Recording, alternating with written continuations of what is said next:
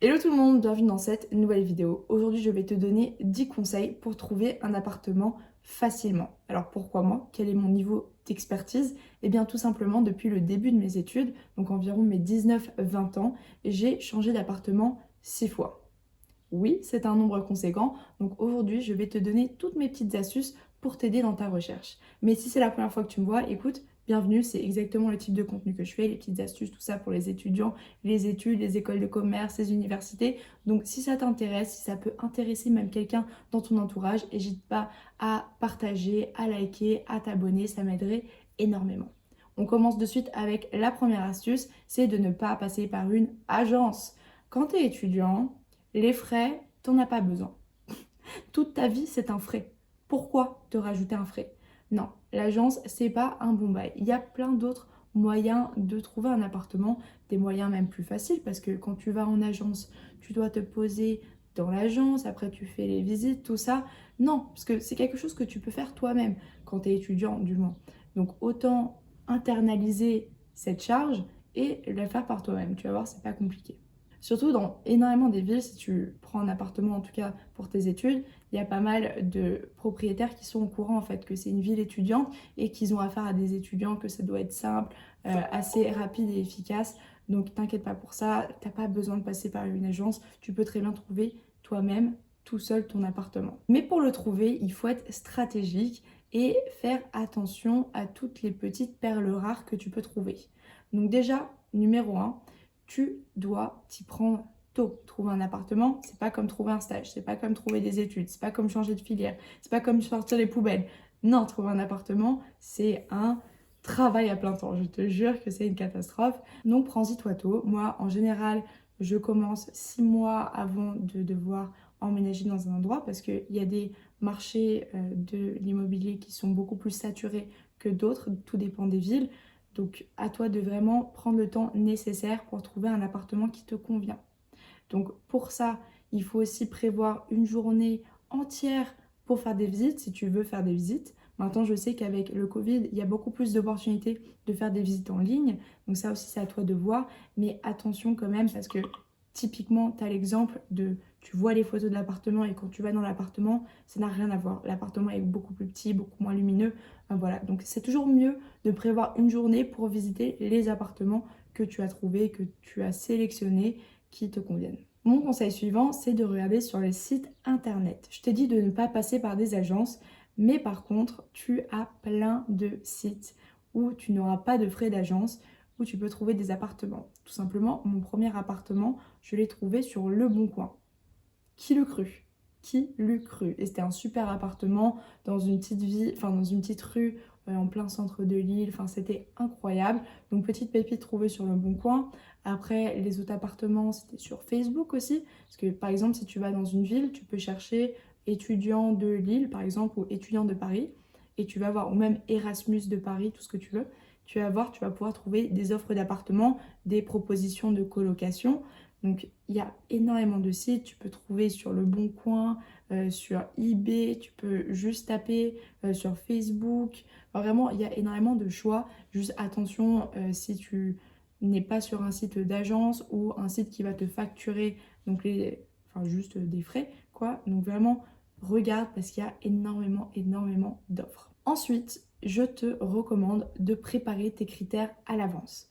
Mon critère numéro 1 serait l'emplacement. Donc voir dans quel quartier tu as envie d'être. Est-ce que tu veux quelque chose de plus calme, de plus étudiant, mais aussi est-ce que tu veux des bars à proximité ou tu veux être plus loin? Est-ce que tu veux des supermarchés, tout ça? Est-ce que tu veux être en centre-ville, à proximité de tout ou pas? Et ensuite, les transports aussi, vérifier que si tu prends une voiture, peut-être qu'il y a un parking, si tu prends le métro, qu'il y ait des stations de métro pas loin, Vélib, enfin bref, tu vois ce que je veux dire, l'emplacement c'est très important. Le deuxième critère, selon moi, serait la propreté dans un appartement. Bon, ça me paraît évident, mais typiquement, mon premier appartement que j'ai trouvé sur Le Bon Coin, ma petite perle rare, m'avait laissé des puces de lit, des punaises de lit, je sais plus comment ça s'appelle, dans ma chambre parce qu'il y avait de la moquette et je sais pas pourquoi, il y avait des punaises de lit quoi. Donc c'était particulier, ça c'est quelque chose que j'aurais pas pu vraiment voir à l'avance, mais il y avait plein de petits trucs, c'est de petites alarmes dans ma tête, mais j'ai pas fait attention. Donc par exemple, il y avait ça. Aussi, on a eu un dégât des eaux. On avait une machine à laver qui était vraiment catastrophique, qui était complètement bouchée. Donc voilà, il faut vraiment regarder ça. Après, mon troisième critère serait donc la luminosité. Voir donc quelles sont les fenêtres. Est-ce que c'est plus des Velux? Parce qu'en été, si tu n'as que des Velux et que tu es sous les combles, catastrophe. Est-ce que c'est du double vitrage? Parce qu'en hiver, tu auras froid. Après, quelle lumière rentre? Si tu as des plantes, typiquement, tu veux de la lumière directe. Tu veux pas juste, enfin, que tu n'aies pas le soleil face à toi. Est-ce que ça donne sur la rue? Est-ce qu'il y a le bruit des voitures? Est-ce qu'en été, tu pourras ouvrir la fenêtre? Voilà, c'est vraiment des questions qu'il faut se poser. Donc ça va rejoindre mon conseil suivant, qui est d'amener tes parents avec toi pour les visites, ou du moins des proches. Parce que tes proches, ils en ont rien à foutre. C'est-à-dire qu'ils vont être critiques. Et les personnes plus âgées qui ont déjà vécu en appartement, qui ont déjà eu donc tout ce chemin de trouver un appartement, de louer, de vendre, d'acheter, eh bien eux, ils vont faire attention à ces petits détails que toi, tu ne verras pas forcément.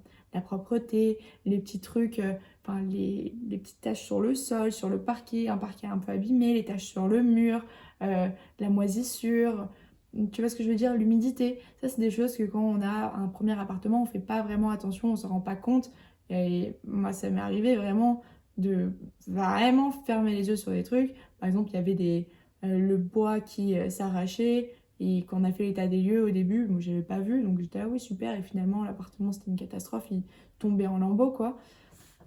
Donc c'était pas ouf, donc justement c'est pour ça qu'il faut ramener des gens de ton entourage qui ne vont pas vivre dans cet appart, comme ça ils vont vraiment pouvoir avoir un regard critique, te donner leur avis sans être gênés.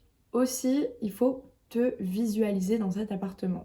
C'est bien de visiter un appartement qui est sympa, tout ça, mais si tu n'arrives pas à t'imaginer dedans, par exemple, si c'est un appartement sous les combles que tu dois aménager, sauf que les combles c'est comme ça, comment est-ce que tu aménages un appartement qui est comme ça?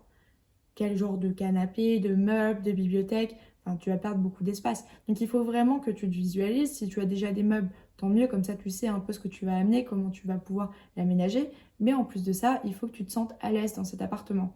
Si tu sens qu'il y a une mauvaise vibe, que je sais pas, tu le sens pas, change, direct, fuis, fuis. Il faut vraiment que ce soit ton futur chez toi, donc que tu t'y prépares, que tu t'imagines et aussi bah, que tu réfléchisses à ce que tu vas en faire de cet appartement parce que ça va être ton petit cocon. Ensuite, selon moi, le meilleur choix d'appartement, c'est un appartement meublé pour tes études. Alors, en Suisse, ça se fait pas du tout. Je sais pas pourquoi ça se fait pas, mais c'est chiant. Parce que les appartements meublés, c'est ouf. Parce que quand tu déménages, tu prends tes clics et tes claques, t'as 2 valises et tu te barres. Parce que si c'est meublé, mon premier appartement était non meublé et c'est une catastrophe. T'achètes, c'était vraiment un squat parce que on savait pas quoi acheter, on voulait acheter pas cher parce qu'on savait que c'était temporaire pour les études. Donc on va pas acheter des meubles à 8000 balles. Donc on a vraiment pris de la récup et tout et c'était catastrophe. Donc si vous pouvez, prenez des meublés, regardez aussi, renseignez-vous si vous avez un mur de promo ou si vous êtes déjà en études auprès des étudiants, voir s'il n'y a pas des gens qui font des locations. Je sais qu'il y avait plusieurs de mes connaissances en école de commerce qui louaient déjà des appartements. Genre, leurs parents avaient acheté un appartement et donc ils permettaient aux enfants de les louer à des potes. C'est comme ça que moi j'ai eu un appartement donc en troisième année. J'étais dans un appartement qui avait été refait de la tête aux pieds.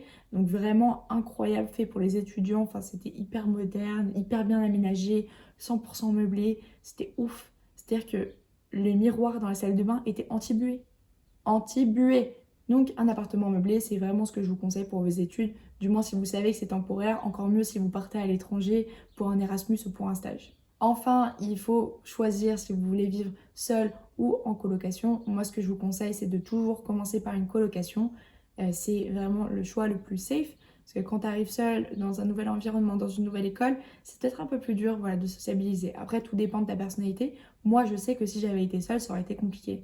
Tandis qu'en coloc, ça m'a vraiment permis de m'ouvrir au monde quoi et de sortir et de faire la fête comme il fallait plutôt que seul, peut-être que je me serais un peu moins chauffée à sortir. Et en colocation, c'est bien parce que tu as quand même un support mental, tu as un ami quoi, tu as quelqu'un qui est avec toi, qui va vivre donc, tout ça en même temps que toi. Donc voilà, j'espère que ça te sera utile. Si tu as des questions, n'hésite pas à les poser en commentaire sur mon Instagram. N'hésite pas à liker, à t'abonner, à partager, ça m'aiderait énormément. Et on se dit à la prochaine fois. Bye!